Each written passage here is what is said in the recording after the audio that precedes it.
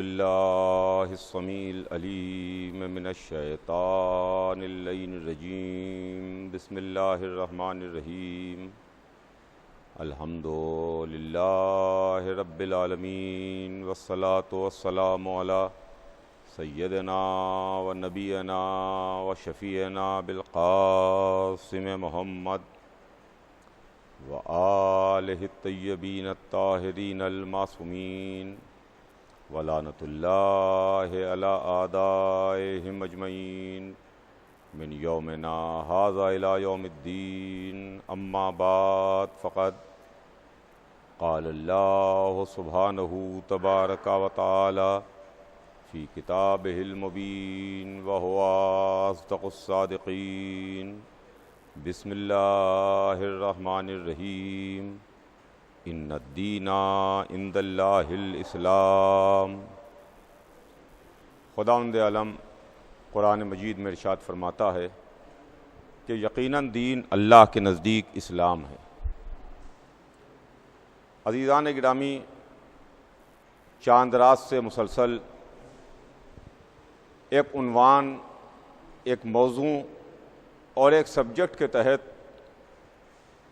ایک سلسلہ گفتگو کا آغاز کیا، اور ہمارے اور آپ کے درمیان موضوع گفتگو سلسلہ ہدایت ہے۔ مسلسل 3 دن سے ہمارے اور آپ کے درمیان ایک موضوع پر گفتگو جاری ہے، یعنی ہدایت کا سلسلہ اور رہبری کا سلسلہ۔ یہ ہادی، یہ رہبر جن کو اللہ نے منتخب کر کے ہماری ہدایت کے واسطے بھیجا، یہ ہادی، یہ رہبر اللہ کے منتخب کردہ ہیں۔ اس میں جناب آدم سب سے پہلے ہادی، سب سے پہلے رہبر ہیں۔ میں 2 دن سے جناب آدم کے تعلق سے آپ کی خدمت میں بات عرض کر رہا ہوں۔ عزیزان گرامی، جناب آدم کے تعلق سے عرض کرنے میں مجھ کو 2 دن لگے، اور آج جو کچھ بھی ہے وہ جلدی جلدی عرض کر کے سلسلہ گفتگو کو آگے بڑھاؤں گا۔ اس واسطے بھی کہ اللہ نے جناب آدم کی خلقت کا ذکر تفصیل سے قرآن مجید میں کیا، اور میں آپ کی خدمت میں عرض کر چکا کہ اللہ نے اپنا اصول، اپنا قانون پہلے ہی دن خلیفہ کے سلسلے میں بتا دیا کہ دیکھو الہی خلیفہ کن کن اصولوں کے سائے میں آگے بڑھے گا، اور خلافت الہیہ کن کن اصولوں کے سائے میں آگے بڑھے گی۔ موضوع ذہن میں آپ کے ہوگا، کل ہمارے اور آپ کے درمیان بات یہاں تک آئی تھی کہ جب اللہ نے حکم دیا، فرشتوں سے کہا کہ تم سجدہ کرو، تو فرشتوں نے تو سجدہ کر لیا، مگر ابلیس نے سجدہ نہیں کیا، شیطان نے سجدہ نہیں کیا۔ اور جب اللہ نے اس کی وجہ پوچھی، اللہ نے اس کی ریزننگ پوچھی، اللہ نے سجدہ نہ کرنے کی وجہ دریافت کی، تو بجائے اس کے کہ وہ اپنی غلطی کے اوپر نادم ہوتا، بجائے اس کے کہ اپنی خطا پر اس کو کچھ ندامت ہوتی، وہ اکڑ کے کہتا ہے کہ تو نے مجھے آگ سے بنایا، ان کو خاک سے بنایا، لہذا میں سجدہ نہیں کروں گا۔ یہ آواز، یہ شیطان کا اسٹیٹمنٹ قرآن نے ہم کو ریکارڈ کر کے بتایا۔ لیکن یہاں پر 1 منٹ ٹھہریے عزیزان گرامی، اور 1 منٹ ٹھہر کر کے آپ الہی مزاج بھی سمجھتے چلیے کہ الہی مزاج کیا ہے۔ دیکھیے گا، غور کیجیے گا عزیزان گرامی کہ معاملہ کیا ہے۔ فرشتوں نے سجدہ کیا، فرشتوں کی تعداد کتنی ہے کیا ہمیں معلوم ہے؟ کیا آپ جانتے ہیں کہ کتنے فرشتے ہیں؟ جو اللہ کی عبادت کر رہے ہیں؟ کون کون فرشتہ، کون کون، کتنے فرشتے ہیں، کتنے ہزار ہیں کہ کتنے لاکھ ہیں کہ کتنے کروڑ ہیں؟ جب اللہ نے ہمیں نہیں بتایا تو ہم کون ہوتے ہیں بتانے والے؟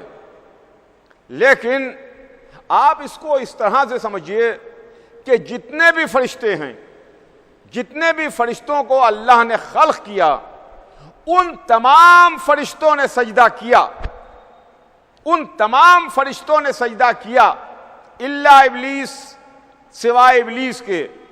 ابلیس نے سجدہ نہیں کیا، ایک نے سجدہ نہیں کیا۔ اگر اس کو آپ پرسنٹیج میں نکالتے اور آپ کے پاس تعداد ہوتی جس میں آپ کنورٹ کر دیتے تو پتہ چلتا کہ 0.0000 کہاں تک زیرو جاتا؟ 1%۔ اس نے سجدہ نہیں کیا۔ لیکن میں جلدی جلدی اپنی بات تک اوپر آ جاؤں اور بات کو آگے بڑھاؤں کہ ایک نے سجدہ نہیں کیا۔ میں ہاتھ جوڑ کے اللہ کی سرکار میں عرض کروں گا، معبود پالنے والے، فرشتوں کی تعداد تو تیرے ہی علم میں ہے، فرشتوں کی تعداد سے تو واقف ہے، تو خالق ہے۔ سارے فرشتوں نے سجدہ کیا، سب نے سجدہ کیا، ایک نے سجدہ نہیں کیا۔ ارے چھوڑ دے معبود، چھوڑ دے، جانے دے، نظر انداز کر دے، اوور لک کر دے۔ ہزاروں نے تو کر لیا، لاکھوں نے تو سجدہ کر لیا، کروڑوں نے تو سجدہ کر لیا، ایک نے سجدہ نہیں کیا تو نہیں کیا۔ لیکن یہیں سے مزاج الہی سمجھیے آپ، مزاج ربوبیت سمجھیے آپ کہ الہی مزاج یہ ہے کہ ایک بھی اگر حکم کی نافرمانی کرے گا تو عذاب پروردگار کا نشانہ بنے گا، ایک بھی حکم کی نافرمانی کرے گا تو وہ غضب پروردگار کا نشانہ بنے گا۔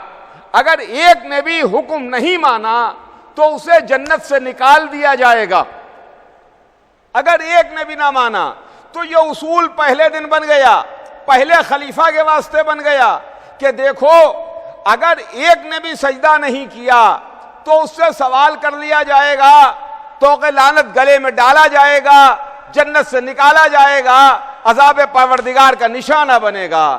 یہی سلسلہ جب آگے بڑھے گا اور ہدایت کا سلسلہ خلافت سے امامت کی طرف جائے گا اور امام اول علی کی ولایت اور خلافت کا جو انکار کرے گا وہ بھی اسی طرح عذاب پروردگار کا نشانہ بنے گا جس طرح شیطان بن گیا تھا۔ یہ ہے عزیزان گرامی، اسی طریقے سے توق لعنت گلے میں ڈال دیا جائے گا جیسے شیطان کے گلے میں توق لعنت ڈالا گیا۔ شیطان تو جنت میں تھا، جنت سے نکال دیا گیا، اب منکر خلافت علی جنت میں جانے کی نہ سوچے، جنت میں جانے کی نہ سوچے، نکال دیا گیا۔ اس سے پوچھا تو نے سجدہ کیوں نہیں کیا؟ اس نے وجہ بیان کی کہ میں نے اس واسطے سجدہ نہیں کیا۔ تو اللہ نے اسے جنت سے نکال دیا، اخرج، نکل جا، انکا رجیم، تم مردود بارگاہ ہے، نکل جنت سے۔ جنت سے نکالا گیا، اور جب وہ جنت سے نکالا جانے لگا توق لعنت گلے میں ڈالا گیا، توق لعنت گلے میں ڈال کے جنت سے نکالا جانے لگا تو اس نے اللہ کی سرکار میں اپلیکیشن لگائی، ایک درخواست اللہ کی سرکار میں دی کہ معبود پالنے والے مجھے قیامت تک کی مہلت دے دے، مجھے صبح قیامت تک کی مہلت چاہیے ہے۔ اللہ نے اس کی درخواست کو کنسیڈر کیا مگر قیامت تک کی مہلت نہیں دی، کہا جا تجھے مہلت ملے گی مگر وقت معلوم تک مہلت ملے گی، قیامت تک کی مہلت نہیں ہے۔ آپ قرآن اٹھائیے دیکھیے، قرآن میں آپ کو صاف صاف مل جائے گا، شیطان مہلت مانگ رہا ہے قیامت تک کی، اللہ مہلت دے رہا ہے وقت معلوم تک کی۔ اس کا مطلب یہ ہے کہ قیامت اور وقت معلوم کے درمیان کوئی گیپ ہے، قیامت اور وقت معلوم کے درمیان کوئی فاصلہ ہے، قیامت اور ہے وقت معلوم اور ہے۔ قیامت تو قیامت ہے، قیامت تو قیامت ہے جو اصول دین میں ہے۔ امامت کے بعد کیا ہے؟ اول توحید، دوسرے عدل، تیسرے نبوت، چوتھے امامت، پانچویں قیامت۔ یہ تو ہے قیامت۔ اور وقت معلوم کیا ہے؟ وقت معلوم کیا ہے؟ کہا بھائی وقت معلوم کوئی وقت ضرور ہے، کوئی پیریڈ ضرور ہے، جب شیطان ختم ہو جائے گا، جب شیطان نہیں رہے گا، جب شیطانی طاقتیں اور قوتیں ختم ہو جائیں گی، وہ وقت معلوم ہے۔ عزیزان گرامی، ہمیں تو نہیں معلوم کہ وقت معلوم کیا ہے۔ شیطان نے وقت مانگا، اللہ نے وقت معلوم تک کی مہلت دی، قیامت تک کی مہلت نہیں دی۔ لیکن وقت معلوم ہمیں نہیں معلوم، لیکن اتنا میں ضرور جانتا ہوں، احادیث میں ہے، رسول نے بھی ارشاد فرمایا کہ جب میرا آخری حجاب غیب الٹ کے آئے گا، جب میرا آخری ظاہر ہوگا جو پشت کعبہ سے ظاہر ہوگا، تو اس کے ظاہر ہونے کے بعد شیطان بھی ختم ہو جائے گا، شیطانی طاقتیں بھی فنا ہو جائیں گی۔ تو آپ سمجھ میں آیا شاید وقت ظہور تو کہیں وقت معلوم نہیں ہے، یہاں تک کہ مہلت شیطان کو مل رہی ہے۔ یہ ہے عزیزان گرامی منزل۔ میں کہوں گا اللہ پالنے والے شیطان کو وقت معلوم تک کی مہلت دی، شیطان کو فنا کر دے، شیطان کو ختم کر دے، شیطان کو مٹا دے، شیطان کا وجود ہی ختم ہو جائے۔ شاید جواب پروردگار آئے کہ ہمیں اچھا مشورہ دے رہے ہو، میں خالق ہوں، میں مالک ہوں، کیا میں نہیں جانتا؟ میں چاہتا ہوں کہ شیطان رہے، وقت معلوم تک رہے، تاکہ یہ پتہ چلتا رہے کہ میرا والا کون ہے، شیطان والا کون ہے، اللہ والا کون ہے، ابلیس والا کون ہے، تاکہ اس بات کا پتہ چلتا رہے کہ کون میرا والا، کون شیطان والا۔ عزیزان گرامی، آج کچھ لوگ کہتے ہیں کہ اگر حسین کے پاس طاقت ہوتی، حسین کے پاس قوت ہوتی، حسین یزید کو ختم کر دیتے، یزید کا نام و نشان مٹا دیتے، یزید کو فنا کر دیتے۔ ہم نے کہا اگر اللہ کے پاس طاقت ہوتی تو اللہ شیطان کو ختم کر دیتا۔ کہا نہیں نہیں، شیطان رہے گا تاکہ پتہ چلے کہ اللہ والا کون ہے، شیطان والا کون ہے۔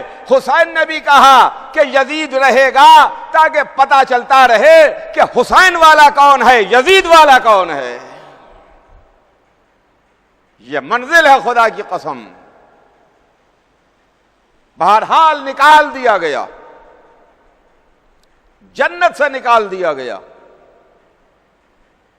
اور جب جنت سے نکلا تو یہ کہتا ہوا نکلا، تیری عزت و جلال کی قسم میں سب کو بہکاؤں گا، سب کو بہکاؤں گا، لیکن تیرے خاص بندوں کو چھوڑ کے۔ عزیزان گرامی، موضوع ذہن میں رکھیے گا، موضوع ذہن سے سلپ نہ ہونے پائے۔ سلسلہ ہدایت، ہدایت کا سلسلہ،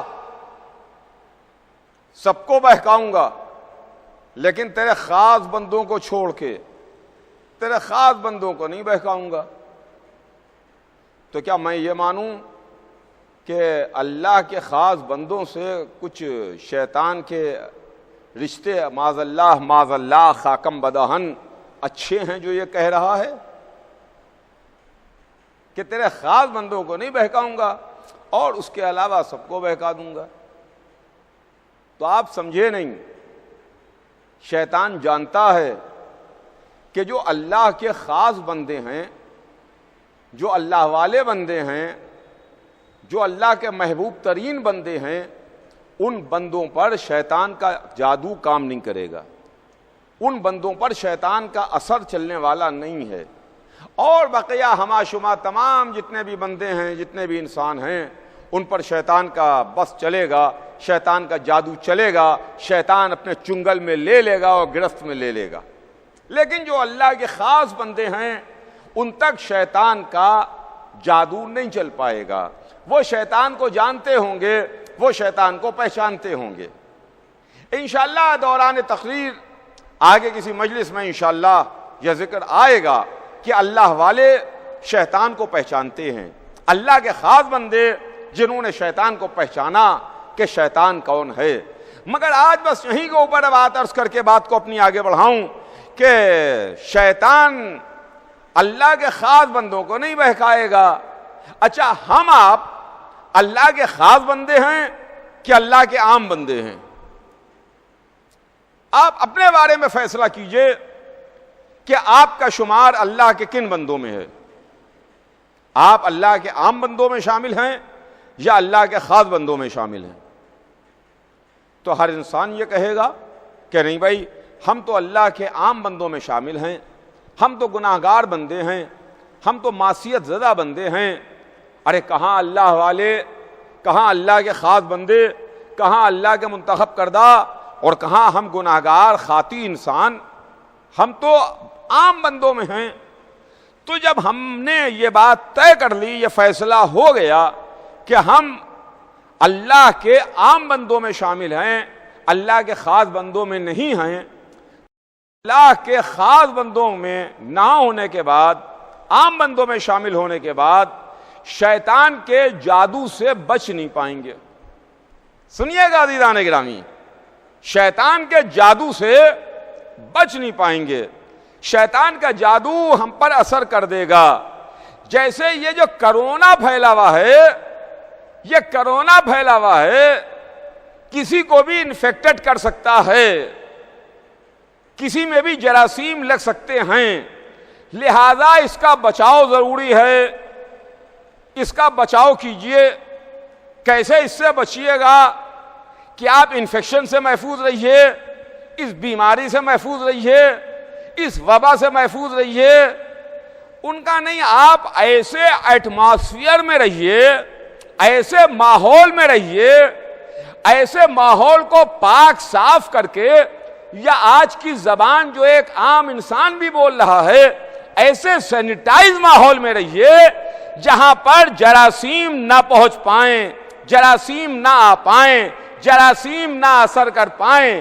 تو عزیزان گرامی، آج کے دور میں یہ بات بہت آسانی سے سمجھی جا سکتی ہے کہ فضا میں کرونا پھیلا ہوا ہے، کسی کو بھی اپنی گرفت میں لے سکتا ہے، کسی میں بھی انفیکشن پھیلا سکتا ہے، کسی کو بھی بیماری سے متاثر کر سکتا ہے۔ اب ہم بچیں کیسے؟ کہ پاک ماحول میں رہیں، صاف ماحول میں رہیں، جہاں پر کرونا کا اثر نہ ہو وہاں پر رہیں، سینیٹائز ماحول میں رہیں۔ تو وہی معاملہ ہے کہ ہر جگہ شیطان کا اثر رہے گا، ہر جگہ شیطان کا جادو کام کرے گا۔ شیطان کا جادو پورے واتاورن میں پھیلا ہوا ہے، پورے ایٹماسفیئر میں پھیلا ہوا ہے، پوری فضا میں پھیلا ہوا ہے۔ ہر جگہ شیطان اپنے چنگل میں انسانوں کو دبوچنے کے واسطے موجود ہے۔ لہذا ہم کیسے محفوظ رہیں کہ شیطان کے چنگل سے بچے رہیں، شیطان کے جادو سے بچے رہیں؟ کہا دیکھو، اگر تم بیماری سے بچنا چاہتے ہو تو سینیٹائز ماحول میں آؤ، اگر شیطان کے جادو سے محفوظ رکھنا چاہتے ہو تو آل محمد کی پناہ میں آ جاؤ، آل محمد کی پناہ میں آ جاؤ، ان اللہ کے خاص بندوں کی پناہ میں آ جاؤ جہاں شیطان کا جادو چلنے والا نہیں ہے، جہاں شیطان کا اثر کام کرنے والا نہیں ہے، جہاں شیطان داخل نہیں ہو پائے گا۔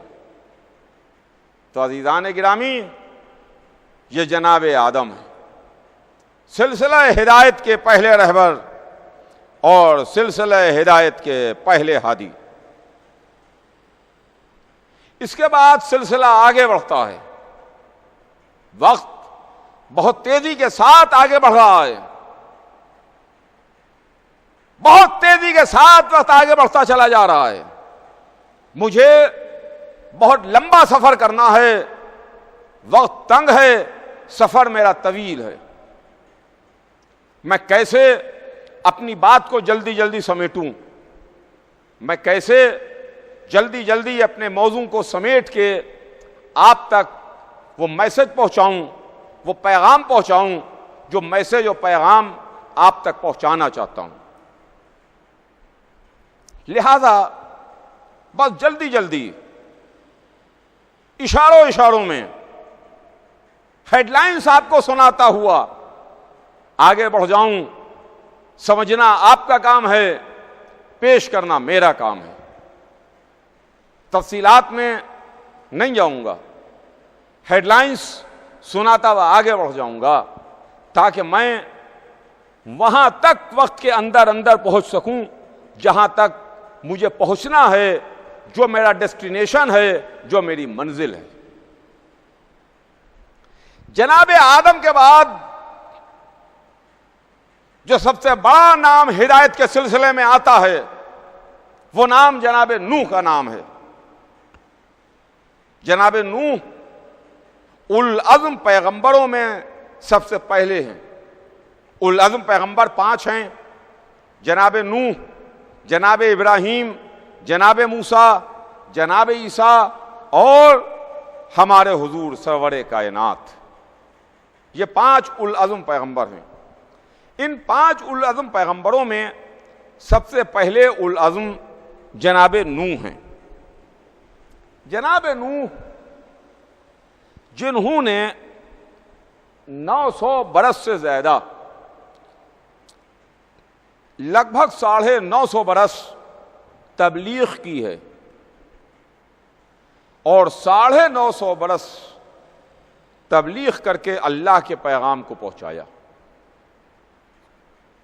امت کو ہدایت کے راستے پر لانے کی کوشش کی، امت کو صراط مستقیم بتانے کی کوشش کی، جو بھٹکی ہوئی امت تھی اس کو اس پسندیدہ راستے پر لانے کی کوشش کی کہ جو راستہ اللہ کو پسند تھا۔ تو وہ نبی جو معصوم ہے، وہ نبی جو اولوالعزم ہے، وہ نبی جو اللہ کا منتخب کردہ ہے، اس نے 950 برس، دیکھیے وقفہ کم نہیں ہوتا، 950 سال تبلیغ کی ہے، 950 برس جناب نوح نے اللہ کے پیغام کو پہنچایا۔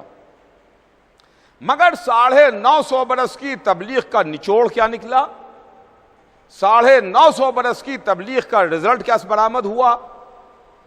ایک کشتی بھر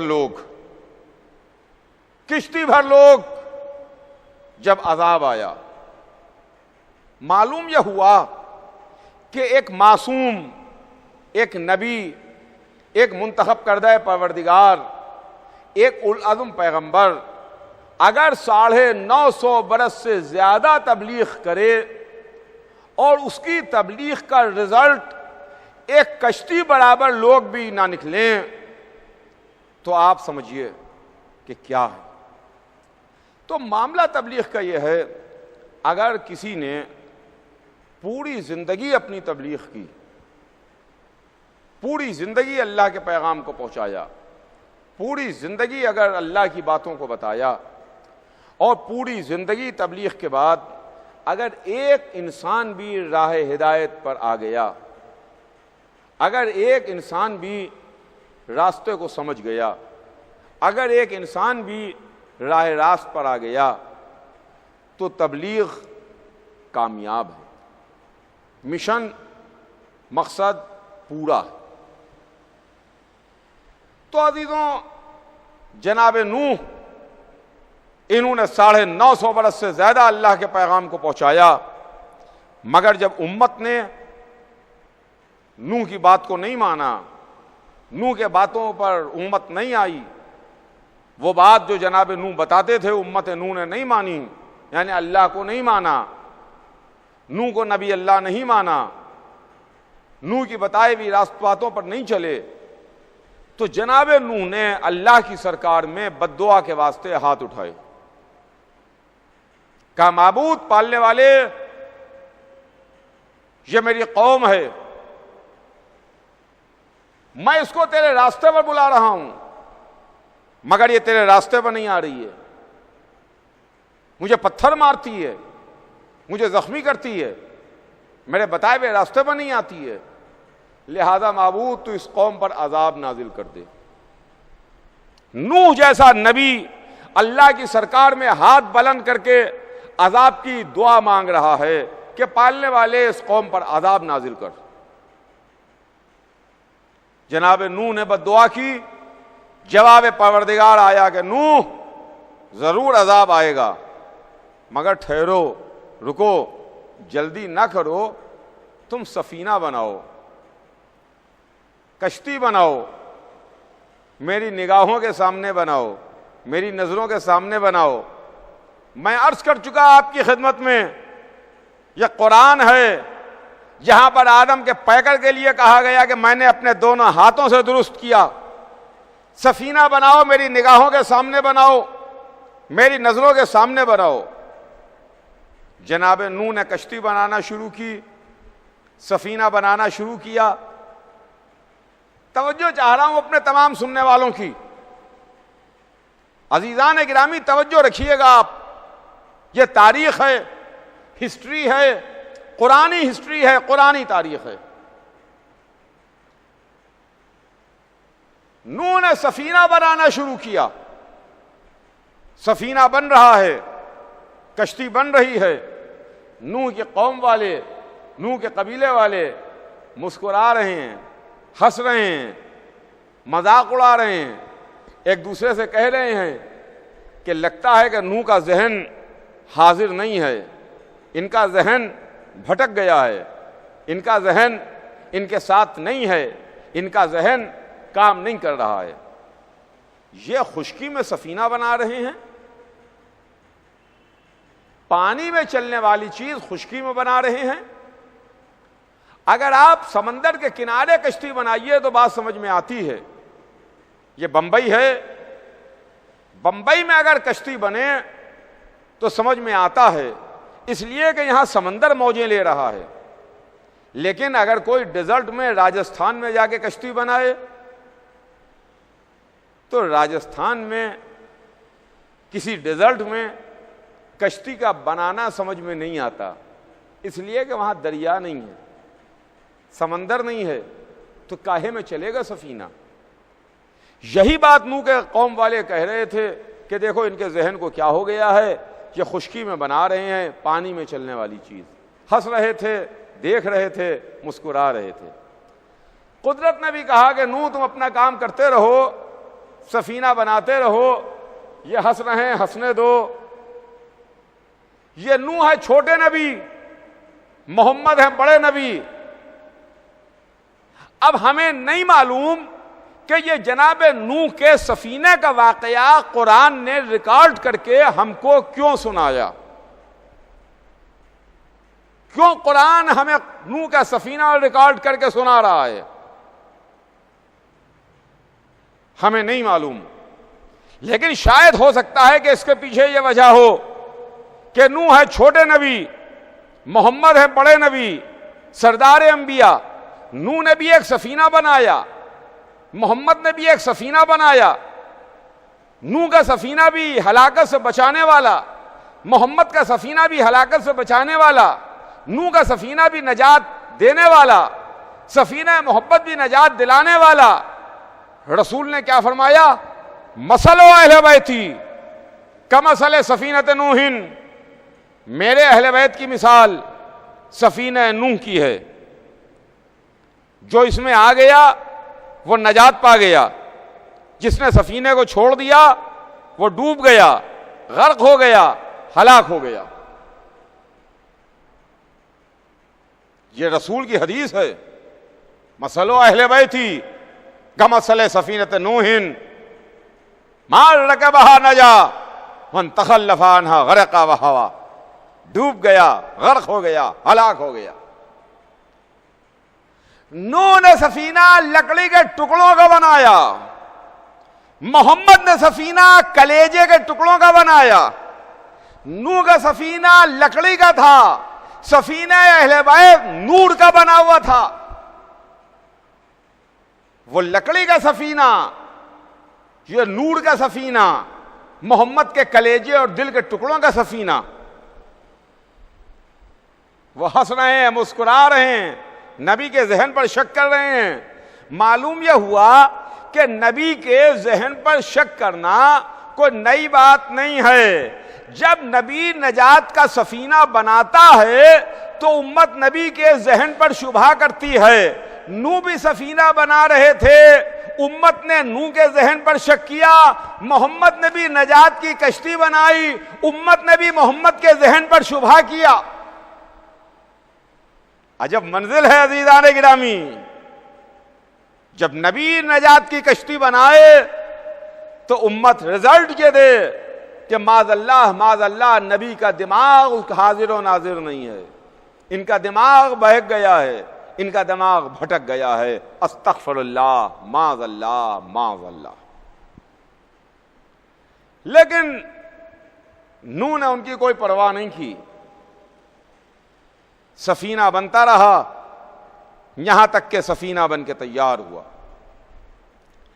جب کشتی بن گئی اور کشتی بن کے تیار ہوئی اور عذاب پروردگار نازل ہوا، وہ جو رحمت پروردگار تھا وہ رحمت عذاب میں بدل گئی۔ جب بارش آسمان سے ہو تو کہتے ہیں کہ باران رحمت برس رہا ہے، یہ باران رحمت ہے، یہ رحمت ہے جو برس رہی ہے۔ لیکن وہ جو رحمت برستی ہے وہ غضب بن کے نازل ہو رہی تھی۔ آسمان سے پانی، زمین سے پانی ابل رہا ہے، پانی ابلنا شروع ہوا، بھرنا شروع ہوا۔ دھیرے دھیرے دھیرے دھیرے جب کہیں فلڈ آتا ہے، باڑھ آتی ہے، تو اچانک ایک دم سے تیز پانی نہیں بڑھتا، پانی بڑھنا شروع ہوا۔ پہلے آدمی کے گٹے ڈوبے، گٹے کے بعد پیر ڈوبے، پنڈلیاں ڈوبیں، گھٹنے ڈوبے، کمر تک پانی آیا، کمر سے اونچا ہونا شروع ہوا، پیٹ تک پانی آیا، سینے تک پانی آیا، گلے تک پانی آیا۔ اس طریقے سے پانی کا لیول بڑھ رہا ہے، پانی کا لیول اونچا ہو رہا ہے۔ اب ایک منزل وہ آتی ہے جب باڑھ میں، فلڈ میں جب پانی بہت ہو جائے، کشتی کی ضرورت پڑتی ہے، سفینے کی ضرورت ہوتی ہے۔ جناب نوح نے اپنی قوم والوں کو آواز دی، اے میری قوم والوں، اے میرے قبیلے والوں، آؤ سفینے میں آ جاؤ۔ آج کے دن عذاب پروردگار سے کوئی شے بچانے والی نہیں ہے۔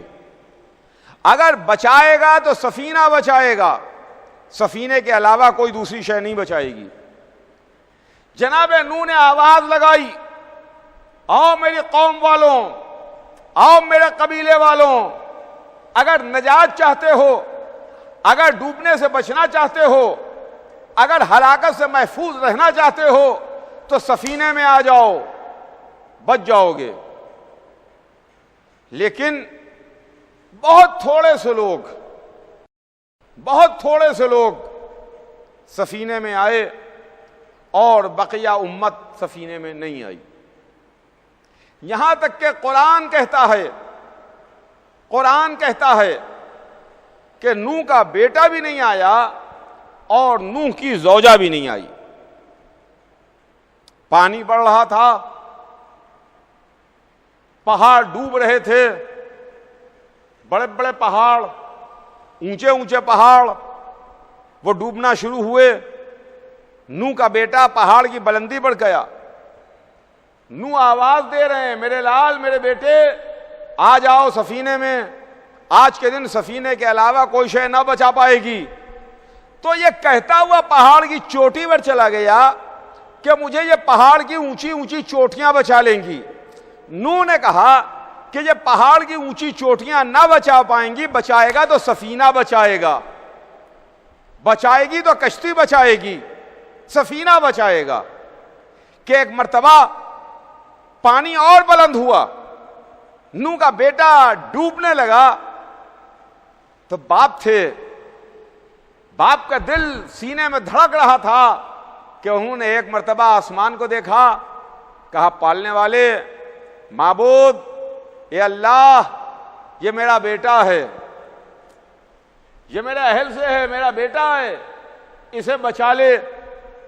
کہ ایک مرتبہ قرآن آواز دیتا ہے، یا نوح، اے نوح،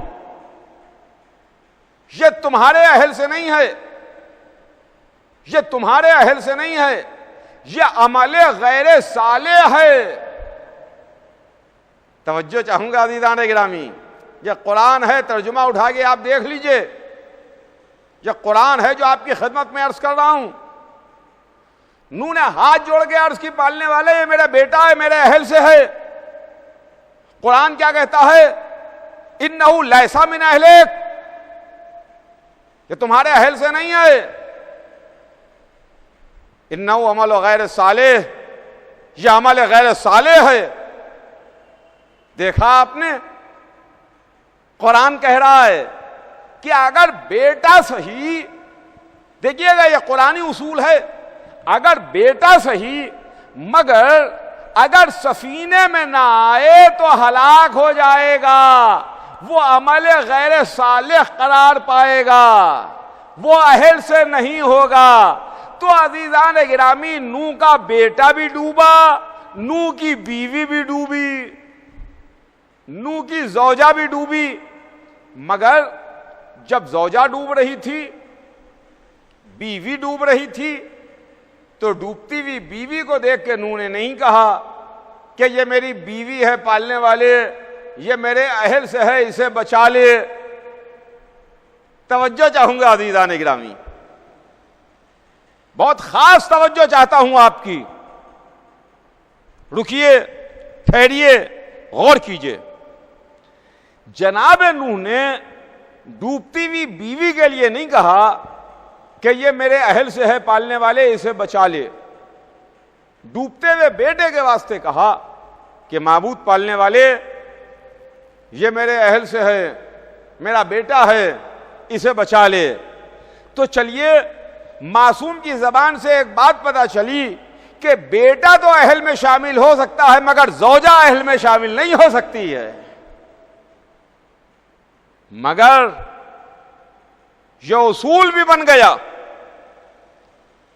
اور یہ قاعدہ بھی سامنے آ گیا کہ اگر بیٹا صحیح مگر اگر سفینے میں نہیں آئے گا تو ڈوب جائے گا، سفینے میں نہیں آئے گا تو ہلاک ہو جائے گا۔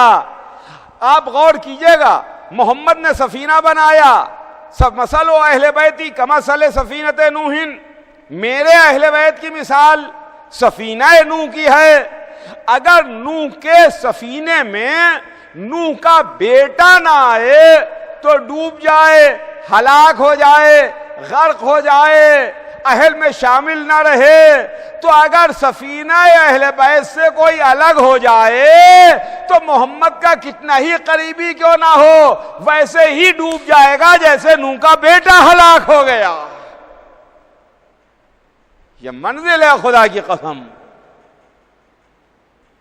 تو عزیزوں، یہ جناب نوح کی منزل ہے، جہاں پر جناب نوح نے اللہ کی سرکار میں، اللہ کی بارگاہ میں دعا کی کہ میرا بیٹا ہے، اسے بچا لے۔ اور اللہ جناب نوح کے سفینے کا ذکر قرآن میں کر کے ہم کو کچھ سنانا چاہتا ہے، کچھ بتانا چاہتا ہے، کچھ سمجھانا چاہتا ہے۔ سفینہ نوح بھی ہلاکت سے بچانے والا، سفینہ اہل بیت بھی ہلاکت سے بچانے والا ہے۔ آج وقت تمام ہو رہا ہے، کل انشاءاللہ اس کے آگے اپنی بات کو عرض کروں گا۔ عزیزان گرامی، آج بات یہیں پر تمام ہو رہی ہے۔ بہرحال جناب نوح، جن کا نام تو کچھ اور ہے، لیکن ان کا ٹائٹل، ان کا لقب نوح پڑ گیا، یعنی بہت زیادہ رونے والے، بہت زیادہ گریہ کرنے والے، بہت زیادہ آنسو بہانے والے۔ معلوم یہ ہوا کہ اللہ وہ ہے جس کو گریہ پسند ہے۔ اگر کوئی اللہ کی سرکار میں آ کے، اللہ کی بارگاہ میں آ کے اللہ کو یاد کر کے آنسو بہائے، اللہ کو یاد کر کے گڑ گڑائے، اللہ کو یاد کر کے روئے، تو یقین مانیے یہ اس کا رونا، اس کا آنسو بہانا، اس کی اشک باری اللہ کو پسند آتی ہے۔ اور پھر ہم کو بھی معصومین نے یہ بتایا کہ دیکھو، جب تم عبادت کے واسطے مصلی پر آؤ اور اللہ کی سرکار میں دعا کے واسطے ہاتھوں کو بلند کرو، اور اگر تمہاری آنکھوں سے اشک جاری ہو جائیں، آنسو جاری ہو جائیں، تو تمہاری دل کی نکلی ہوئی آواز اللہ سن لیتا ہے۔ عزیزوں، جب اللہ کو گریہ پسند ہے، آنسو پسند ہیں، تو اسی واسطے جب ایک دکھیا ماں نے سوال کیا تھا، پوچھا تھا، بابا میرے بچے پر روئے گا کون؟ میرے بچے پر آنسو کون بہائے گا؟ میرے بچے پر ماتم کون کرے گا؟ تو رسول چپ ہو گئے، خاموش ہو گئے۔ جبرائیل امین نازل ہوئے، بات تحفہ درود و سلام کے رسول کی خدمت میں آ کے عرض کی، اللہ بات تحفہ درود و سلام کے کہلاتا ہے کہ آپ فاطمہ سے کہہ دیں پریشان نہ ہوں، اللہ ایک ایسی قوم کو پیدا کرے گا کہ جو صبح قیامت تک حسین پر روتی اور رلاتی رہے گی۔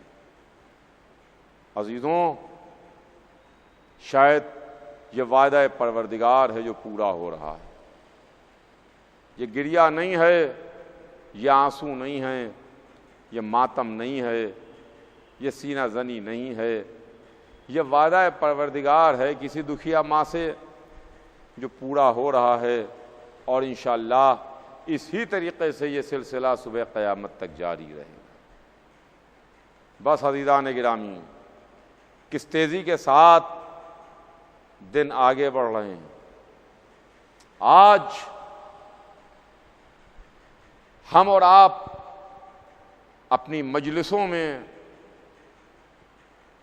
اس دوست کا ذکر کرتے ہیں، اس حسین کے بچپن کے دوست کا تذکرہ کرتے ہیں جس کا نام ہی حبیب تھا، نام ہی حبیب تھا۔ کون؟ حبیب ابن مظاہر۔ ادھر کربلا میں لشکر پر لشکر آ رہے تھے، فوجوں پر فوجیں آ رہی تھیں، رسالوں پر رسالے آ رہے تھے، لیکن حسین کا کوئی دوست نہیں آیا، حسین کا کوئی ناصر نہیں آیا، حسین کا کوئی جانثار نہیں آیا۔ کہ ایک مرتبہ حسین نے خط لکھا اور اپنے بچپن کے دوست کو خط لکھ کے بلایا، کہا حبیب کیا تم میری نصرت کو نہیں آؤ گے؟ کیا تم میری مدد کو نہیں آؤ گے؟ قاصد خط لے کے مدینے پہنچا، حبیب نے خط دیکھا، آنکھوں سے لگایا، ارے فرزند زہرا پر وہ وقت آ گیا، حسین پر یہ وقت آ گیا۔ حبیب چلے، رخصت ہوئے، غلام جو ساتھ میں تھا اس کو آزاد کیا، کہا جا میں نے تجھے آزاد کیا، جہاں تیرا دل چاہے چلے جائے۔ وہ کہتا ہے آقا جب آپ کائنات کے آقا کی خدمت میں جا رہے ہیں تو مجھے چھوڑ کے جا رہے ہیں؟ کائنات کے آقا کی خدمت میں تشریف لیے جا رہے ہیں تو مجھے چھوڑے جا رہے ہیں؟ جہاں آپ جائیں گے آپ کے ساتھ ساتھ میں بھی جاؤں گا۔ آپ جن کے غلام ہیں مجھے بھی ان کی غلامی کا شرف حاصل ہو۔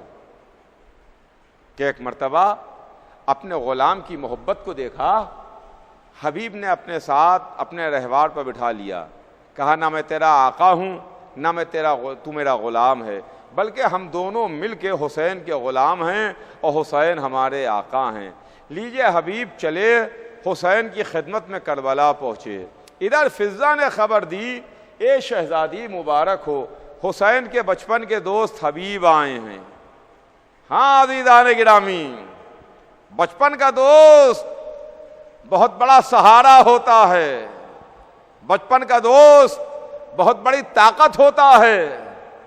جیسے ہی فضہ نے آگے کہا حسین کے بچپن کے دوست آئے ہیں، حبیب آئے ہیں، کہ ایک مرتبہ زینب کبریٰ نے کہا فضہ جا کے حبیب کو میرا سلام کہہ دو، حبیب سے کہنا علی و فاطمہ کی بیٹی نے تمہیں سلام کہلوایا ہے۔ لیجئے فضہ در خیمہ پر آئیں اور آگے کہا حبیب مبارک ہو، تمہیں علی و فاطمہ کی بیٹی زینب سلام کہلوا رہی ہیں۔ جیسے ہی حبیب نے سنا تڑپ گئے، کہا افسوس فرزند زہرا پر وہ وقت آ گیا کہ نبی زادیاں مجھے سلام کہلوا رہی ہیں۔ یہ حبیب ابن مظاہر ہیں عزیزوں، جن کو حسین ابن علی نے رجل فقیہ لکھا تھا۔ جب حبیب کو خط لکھا تھا اس میں حبیب کو رجل فقیہ لکھا تھا۔ حسین کی نگاہ جسے فقیہ کہے، نگاہ امامت جسے فقیہ کہے، پہچانیے وہ کیسا ہوتا ہے۔ عاشور کا دن نکلا، ایک ایک مقتل میں سدھارا، اصحاب مقتل میں سدھار رہے تھے، انصار میدان میں جا رہے تھے، اصحاب و انصار کی میتیں آ رہی تھیں، اور ادھر بچپن کا دوست حبیب حسین سے اجازت مانگ رہا ہے، آقا مجھے بھی اجازت دے دیجئے، مولا مجھے بھی اجازت دے دیجئے۔ حسین حبیب کو اجازت نہیں دیتے، حبیب کو اجازت نہیں دیتے، یہاں تک کہ کربلا کے میدان میں ظہر کی نماز کا وقت آیا، چند بچے ہوئے اصحاب و انصار انہوں نے خواہش کی کہ فرزند رسول ہماری آخری تمنا یہ ہے کہ ہم یہ نماز آپ کے پیچھے ادا کر دیں، اس لیے کہ اس کے بعد نماز جنت میں آپ کے جد کے پیچھے ہوگی، یہ آخری نماز آپ کے پیچھے ہو جائے۔ حسین نے دعا دی، کہا مرحبا، اللہ تمہارا شمار عبادت گزاروں میں کرے اور خدا لعنت کرے حسین ابن نمیر ملعون پر، جس نے شان امامت میں گستاخی کی۔ کہ ایک مرتبہ جیسے ہی اس ملعون نے شان امامت میں گستاخی کی، ادھر حبیب کو جلال آیا، بے نیام تلوار نکالی اور جلدی سے لے کے جھپٹ پڑے، کہا فرزند رسول یہ نماز تو آپ کے جد کے پیچھے جنت میں بھی ہو جائے گی، میں اس گستاخ کو جا کے گستاخی کا مزہ چکھاتا ہوں۔ لیجئے حبیب بے نیام تلوار لیے ہوئے، حسین کا بچپن کا دوست، حسین کا بوڑھا صحابی، حسین کا بچپن کا ساتھی، بے نیام تلوار لیے ہوئے مقتل میں آ گیا۔ حسین نے حبیب کو رجل فقیہ کہا تھا، رجل فقیہ کہا تھا، رجل فقیہ۔ فقیہ نے کہا کہ نماز تو جنت میں آپ کے جد کے پیچھے بھی ہو جائے گی، اگر کوئی شان امامت میں آگے توہین کرے تو پہلے ایسے گستاخ کو گستاخی کا مزہ چکھانا چاہیے۔ ادھر حسین نے نماز شروع کی، سعید و زہیر مصلی کے آگے آگے کھڑے ہوئے، آنے والے تیروں کو اپنے سینوں پر روکنا شروع کیا، اور ادھر مقتل میں حبیب تلوار چلا رہے تھے، ایک ایک کو ختم کر رہے تھے۔ حبیب کی تلوار چل رہی تھی، حسین کی نماز ہو رہی تھی۔ حسین نے نماز تمام کی، السلام علیکم ورحمۃ اللہ وبرکاتہ۔ حسین کی نماز تمام ہوئی، ادھر سعید و زہیر تیورا کے گرے، ادھر حبیب نے آواز دی، آقا میرا آخری سلام قبول کیجئے، مولا میرا آخری سلام۔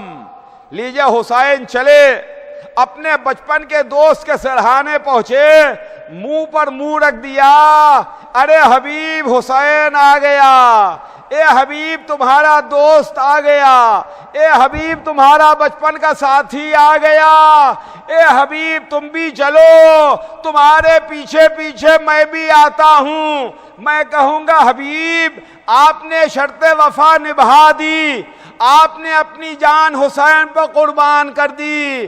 اے حبیب عصر کے وقت آئیے گا جب حسین اکیلا ہو، چاروں طرف سے دشمن گھیرے ہوئے ہو، فاطمہ کے لال پر کوئی پتھر مارتا ہے، کوئی تیر مارتا ہے، کوئی نیزہ مارتا ہے، فاطمہ کی صدا آ رہی تھی، ارے میرے لال حسین یہ تجھے کس نے شہید کر دیا؟